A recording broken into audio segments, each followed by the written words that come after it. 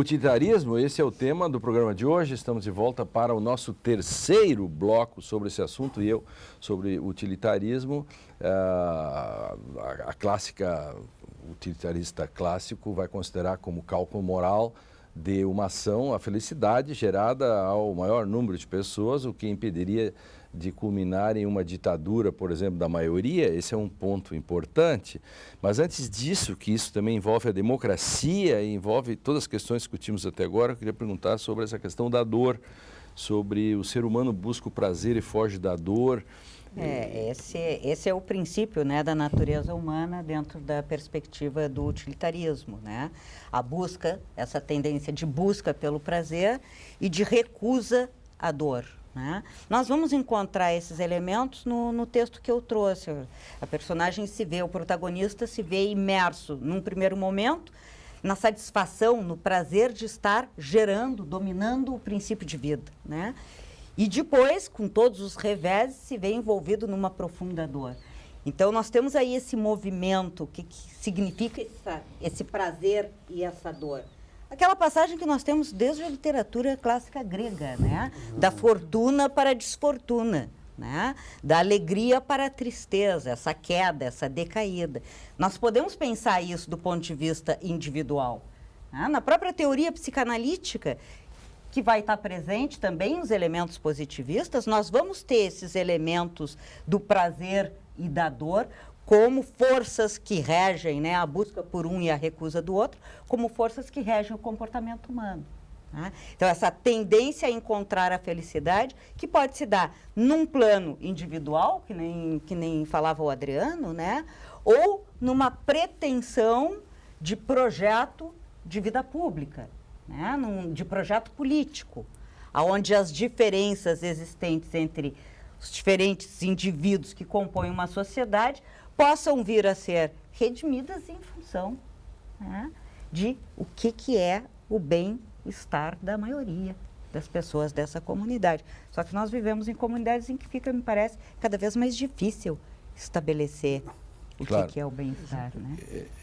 Vou usar sobre, não sei se é nisso ou sobre a teoria da justiça, por exemplo. É que na realidade você tem que fazer, sempre o problema dele sempre você trabalha com um saldo, né? Ou seja, tem que ter um saldo positivo nessa relação custo-benefício entre prazer e dor, ou, né, na busca desse bem-estar, essa maximização da felicidade, né? Ou seja, e há, como disse o Adriano, ou seja, há uma incerteza quanto aos resultados.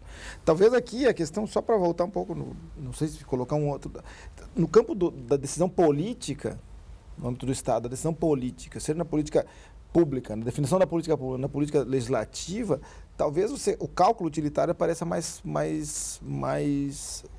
subjaz mais nesse processo. Ou seja, o que eu vou fazer? Se eu optar por uma política ou por outra, ou por um arregramento ou por outro, o que isso vai dar? Agora, quando isso transfere para o campo do direito, ou seja, da aplicação, né?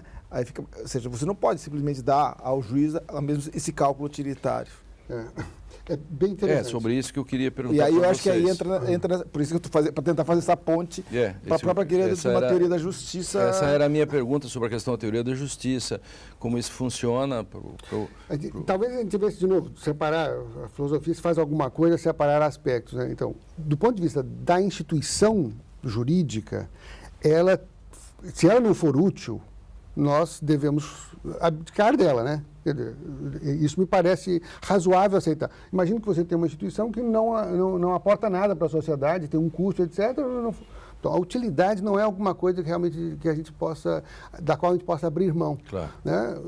Essa é a utilidade como instituição. Isso, como instituição. Agora, então pense nisso e separe isso da ação do juiz. O juiz, quando está definindo um caso, ele está numa instituição e ele está definindo a vida de uma pessoa. É sempre aqui alguma coisa que está... Então, agora muda um pouco o registro. Há algo interessante que está sendo estudado recentemente por conta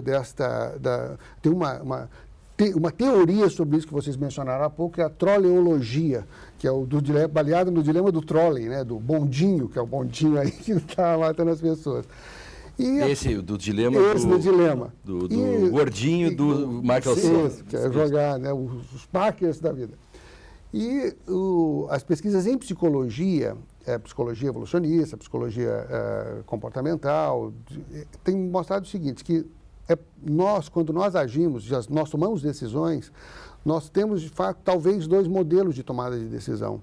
Um modelo que é o mais automatizado, e esse modelo mais automatizado é deontológico, ele é baseado em princípios, porque nós não precisamos, se nós tivermos que tomar decisões tipo cálculo todos os momentos, nós ficaríamos alucinados. Então, nós tomamos decisões automatizadas com base em princípios, digamos assim. Mas, em certos casos... Nós andamos no automático. Andamos no automático. E o nosso automático é o deontológico, porque isso nos dá certa consistência à nossa ação e, portanto, às interações entre os indivíduos.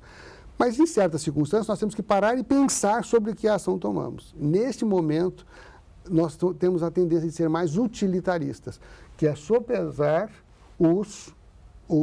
as consequências. Vou fazer isso, vou fazer aquilo, vou fazer isso, vou fazer aquilo. Então, é interessante que, isso é para colocar em evidência, que não precisamos escolher uma coisa ou outra coisa. Elas convivem, e elas convivem, inclusive, no próprio indivíduo. E que na decisão do juiz, é errado pensar que o juiz tem que tomar uma decisão meramente utilitarista, no sentido dos meros valores, etc. Um conflito envolve mais do que isso. Um conflito entre pessoas envolve mas aí uma eu quero dimensão perguntar maior. para vocês, nesse processo de decisão, há uma diferença entre o direito e a moral. Com todas as variações das 8, 10 teorias no direito que tem sobre isso, não importa agora.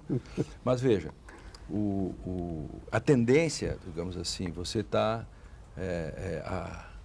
tem a tentação de, se eu te perguntar sobre se esse cara deve ser condenado ou não, a tendência é você responder moralmente. Assim, você dizer para o bem e para o mal, ou até fazer um cálculo no sentido de que se eu condená-lo vai fazer bem para várias pessoas, vai diminuir o sofrimento das vítimas, vou usar.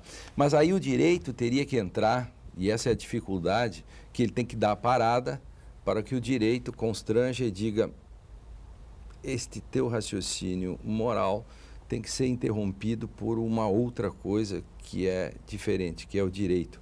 E esse me parece um ponto que define o que o direito vai fazer e qual é a utilidade do direito, para usar a questão da utilidade.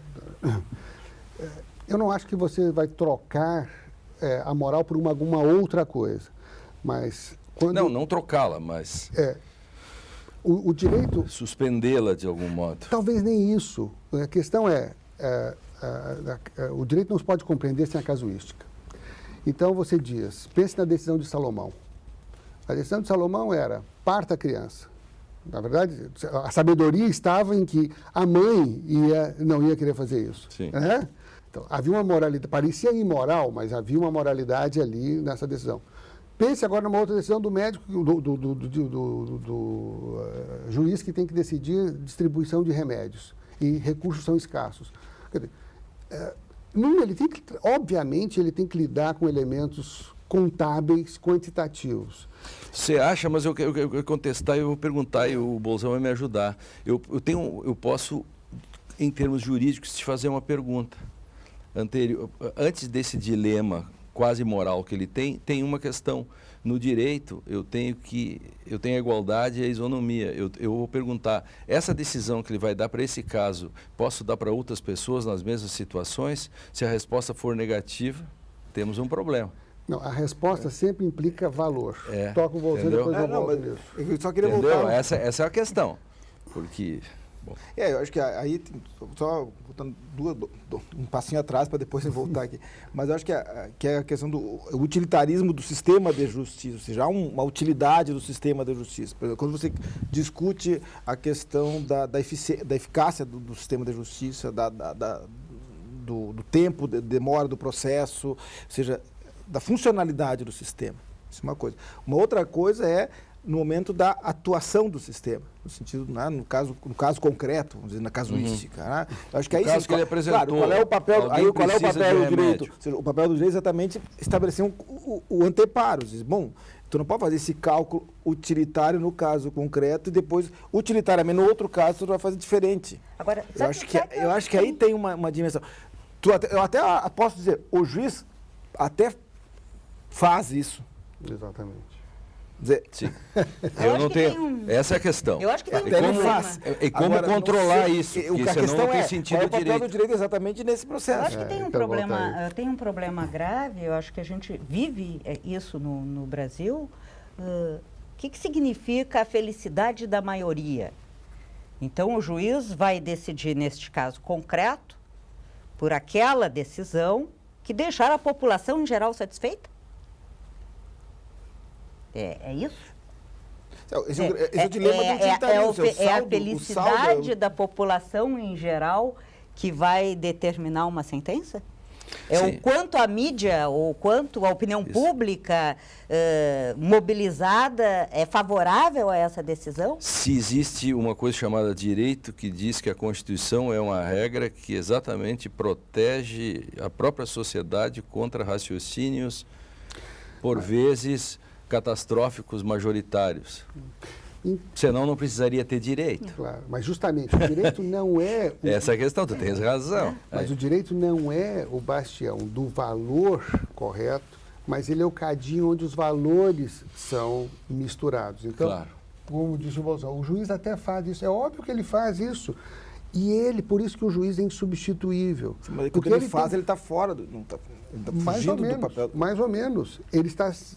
Expliquem-se. Ele está constrangido por certos elementos, né? Agora, esses elementos não se definem sozinhos automaticamente. É preciso alguém que tome essa decisão. E essa decisão é sempre baseada numa avaliação de valor. Seja, e os exemplos que eu dei era para mostrar que ele seja um pouco mais utilitarista, seja um pouco mais deontológico, porque os casos mudam. Então, não há uma decisão e não há um processo automático de tomada de decisão sem a mediação de alguém que é permeado por valores. Mas Então, também é um valor eu dizer que eu devo ser equânime.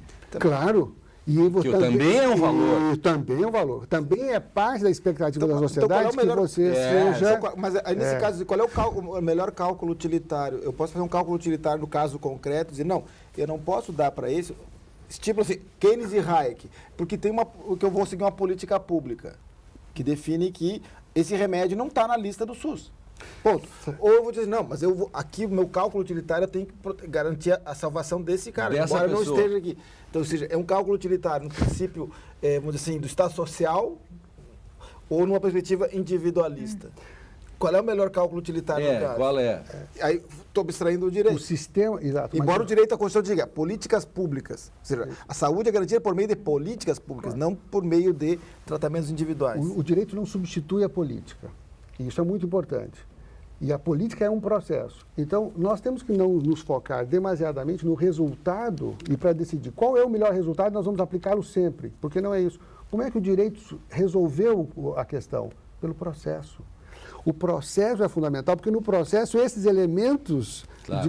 de constrangimento avançam. Por isso que isso eu quero começar o programa, o último bloco, com essa tua última frase.